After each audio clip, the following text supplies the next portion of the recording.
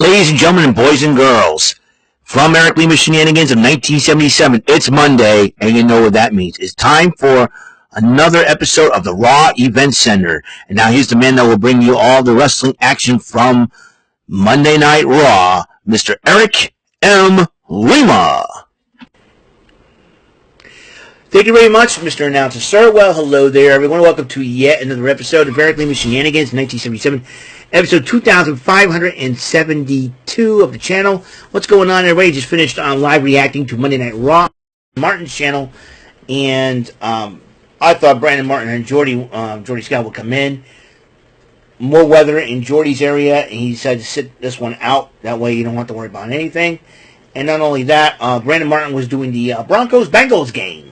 So they've asked me to fill in for them, and I said okay. So I want to thank those two gentlemen for once again allowing me to host. Once again, I had a lot of fun with that. So we're gonna have some fun with this one. We're gonna talk about what happened on Monday Night Raw. As you know, the Roll the Crown Jewel a week from this Saturday, coming up 8 o'clock Eastern Time. Well, guess what, folks?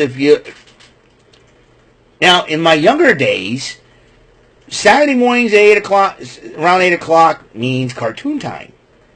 In my younger days. But these are my older days. So, hey, Saturday mornings are for sleeping in now. And I'm glad I can just wake up early in the morning, get my breakfast together, turn on the computer, find a site, watch some Crown Jewel. It would be okay.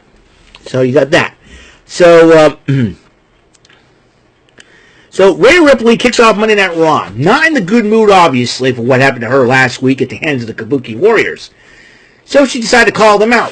And Io Sky interrupts Rhea, tries to reason with her, and so the Kabuki Warriors did interrupt both Rhea and Io. Says, Io, you have a decision to make. We'll forgive you. Just apologize. And then when the lights went back on, the Kabuki Warriors attacked Rhea from behind. And then Io tries to stop them. And then Asuka ends up missing Io. And then left Io and Rhea laying. The Kabuki Warriors left Io and Rhea laying in the ring. And officials, referees, and the medic team was checking on both Io and Rhea. So, the Kabuki Warriors, well, we all predicted that the Kabuki Warriors will face Io and Rhea in a women's tag team match at Crown Jewel in Perth. Will that prediction that myself and William made come true? Well, find out for sure. Or everybody else probably predicted that. Anyways, first matchup of the night was for the Intercontinental Championship. Dominic Mysterio defending it against Rusev. I was rooting for Rusev, man. You know, that punk, Dominic Mysterio, is getting away with everything. So he decided to cheat his way. He tried to do the Eddie trick, but a referee turned around in time to see that. And the referee, grabs the Intercontinental title and decides to, put it back. And then Dominic Mysterio follows him. Rusev tried to suplex him. Dominic Mysterio low blowed him, and he ended up pinning Rusev with the tights. You know what? I got a feeling this one will not be over, because I'm sure Rusev will probably be obsessed with the Intercontinental title, and who can blame him? And I'm serious. Mysterio gets away with everything. That little punk, I'm telling you, Dominic Mysterio is a punk. He's a punk. I was hoping that somebody would get at him for disrespecting his father. I was hoping Rusev would be the guy to do so. I was hoping Rusev would take that Intercontinental title off of that punk Dominic Mysterio. But Dominic Mysterio gets away with it. So, gets away with it. So, there you go. Shoot.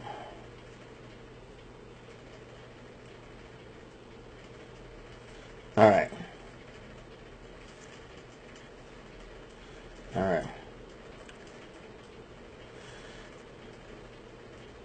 Oh, sorry about that. So, yeah, Dominic Mysterio gets away with one. LA Knight was talking to Adam Pearce about, wanting a piece of Seth Rollins for the World Heavyweight title. New Day interrupts him, starts whining and crying, and he said, "Oh, we're trying to get the Mexican Destroyer banned, and you're, Racing Waller is not going to be with us." And those two big crybabies. And LA Knight's about had enough. He says, "You know what? Why don't you shut up? But first, I want to deal with this idiot, Kofi Kingston. Give me a match." And I was like, Kofi Kingston and New Day, you keep running your mouths. LA Knight's going to shut you up. Yeah.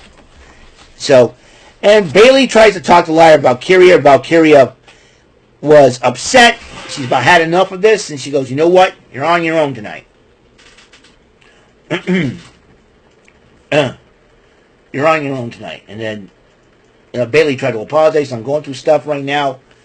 And then she takes off the shirt of Lyra Valkyria, heads to the ring to face Raquel Rodriguez one-on-one. And it was a heck of a matchup. Roxanne Perez gets involved during the matchup. Raquel Rodriguez took advantage of it, ends up getting the victory. Then Roxanne Perez attacks Bayley after the matchup. Raquel Rodriguez gets involved. Lyra Valkyria came out, but she was conflicted, and you know what? She said, "F with it, I'm going to the ring. F it, I'm going to the ring. The heck with it." And they started going at it. And then fights. And then Bayley started coming to, and she went insane. She went off on Raquel and Roxanne. And then, Bayley turned to Lyra. Lyra was like, getting stepping back, and then Bayley grabs, Lyra Valkyria, helps her up, gives her a hug and everything else. And Lyra does not know what to make of this. Bayley's going to be a hard nut to crack, so to speak. And she's got, she's like the mental safe you can't crack. So you're going to have to bear with it. You got to bear with Bayley there, Lyra. Bayley is not all there. It's like both oars are not in the water, so to speak. Now, I don't know what's going on through Bayley.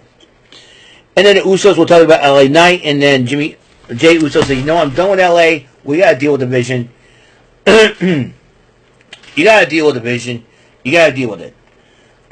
We got to deal with the Vision." And he said, "Okay, yeet," and all that. And then Kairi Sane decided to confront Io Sky and tries to apologize. He says, "Listen, we can still be a family. I want to take you to Asuka to apologize." And then after, she hands Kairi Sane a picture of the three of them, and she tells Kairi Sane to go away, get out of here, get out of my sight, get out of my face. And Kairi walked away in tears. I think Kairi's going to be the most conflicted of all. If you're, it's like a child going through a divorce with a couple of parents. I know what this is like. And I was a little child when it happened. But my dad, I said, thank God he found a good woman. We married in '88. Rest to say history. Very, very blessed to have my stepmother in my life. I call her Mom, and to honor that. So, but in Kairi's, if I was in Kairi's situation, I would explore to both Io and Asuka and say, "You two need to fight. You fight it out. I'm done with this. I'm walking out. I'm doing my thing." That's what I would have done in Kairi's situation. You had two friends who were like sisters. He said, "You two had a longer history. You deal with it." And if I were Kairi, I would just walk out and say, "Hey, I'm going after the Women's Intercontinental Championship." I think Kairi should forget Asuka. I hate to say it, because I like the Kabuki Warriors. I respect them. Kairi should break up with Asuka and then go after Becky Lynch for the Women's Intercontinental title. Because Becky Lynch is another loudmouth that needs to be dealt with. Anyways, so LA Knight, Kofi Kingston one-on-one. Xavier Woods got involved during the matchup, and but it didn't work. LA Knight hits the BFT on Kofi Kingston after Kofi Kingston missed with the Trouble in Paradise. 1, 2, 3. Kingston ends up winning. Knight ends up winning the matchup, and then Akira Tozawa was talking to Maxine Dupree, and Maxine Dupree said she was talking to Pierce, and then Becky Lynch interrupts them, and then Maxine Dupree is like, "What? I went to Pierce You think when I went to Pierce, I'll take on the best woman of all time. It's not just me that's saying it. It's Sports Illustrated. Again, Sports Illustrated. Becky, how many times to tell you, woman? If you keep saying Sports Illustrated one more time, they're going to call you back up and ask you to pose for their swimsuit issue. And I said this on the live stream. I said, get it? Sports Illustrated, get all the best women wrestlers in both AEW and WWE. Get them in a freaking swimsuit issue. Women of wrestling. And if you have to pick someone from Raw, SmackDown, NXT, do it. I don't care. Becky Lynch keeps mentioning Sports Illustrated one more time. Goodness sakes. We all know Sports Illustrated said to Becky Lynch. We all know that. No doy. Gosh, I used to have a crush on Becky Lynch. Now I found... She makes Vicky Guerrero look tame. Sheepish. And Seth Rollins talks to Lynch. Is you going to be okay? Yeah, I got to do this on my own. Seth Rollins comes out to address the Raleigh crowd in North Carolina. And talking about how, he's going to save the industry and cleanse and everything else. Cody Rhodes comes out, interrupts Rollins, says, what the heck are we talking about? And then Cody Rhodes says, I got to cleanse the timeline. I'm going to beat you at Crown Jewel and all that. And walks away in disgust. And Cody Rhodes is like sitting there going, what the heck just happened here? Anyways. Then Ripley ends up talking to EO. And then EO says, how you feeling? Well, you okay? And he says, yeah, but I talked with Pierce. Crown Jewel this Saturday. We're facing the Kabuki Warriors. Are you sure about this? Yes. I've had enough. I've had enough of... You can trust me. I've had enough of Kyrie and Asuka. We're going to war. And she goes, fine, I'm in. Rhea says, fine, I'm in. And they two hug. And then Dragon Lee comes out dressed in the Raleigh crown. And Dragon Lee is the #1 contender for the AAA. You know the funny part about the Mega Championship? You know what the funny part of this? Dragon Lee was in AAA when he left to sign with the WWE. And then he says he's going after Dominic Mysterio for that title. AJ Styles also addressed the crowd. Says, thanks to you guys, I have a match Crown Jewel against John Cena. And he said, I'm going to do what I always love to do, and that's beat up John Cena. Love it. And then AJ Styles and Dragon Lee went for that tag team match against Los Americanos. And El Grande Americano tried to get involved in the matchup, but Styles and Lee ended up winning the matchup. Here's the funny part. AJ Styles, Dragon Lee. Eliminate the Styles and Dragon. What do you get? AJ Lee. Coincidence? I think not. Anyways, Jackie Redmond interviews Stephanie McCare about her match against Tiffany Stratton in Crown Jewel. Tiffany Stratton says, hey, you may be good enough for a couple weeks, but it's always going to be Tiffany time. He said, Tiffany, your time has run out. We'll see, she says. And then as Braun Breaker and Bronson Reed at the Gorilla getting ready for their Tornado tag match against the Usos, as the Usos came out doing their yeeting, giving the young fans a yeet, and a moment to yeet with them and all that. And then Paul Heyman looks at Seth Rollins and goes, what's the matter? I have to beat him. And Paul Heyman goes, no, of course you're going to beat him. And then Seth Rollins holds him down and says, I have to beat him. I have to. He's referring to Cody Rhodes. He says he has to beat Cody Rhodes. That means Seth Rollins will go all out in that matchup next Saturday. Anyways, Tornado Tag Match, Usos versus Braun Breaker and Bronson Reed. This matchup was great. And the Bron's got the upper hand until Roman Reigns returns after 1 month and nails Reed with a chair, attacks Reed with a chair. Breaker tries to attack Reigns. Reigns ends up getting him. The Usos finished off with a double Uso splash. 1, 2, 3. The Usos won the matchup. Roman Reigns pep talks.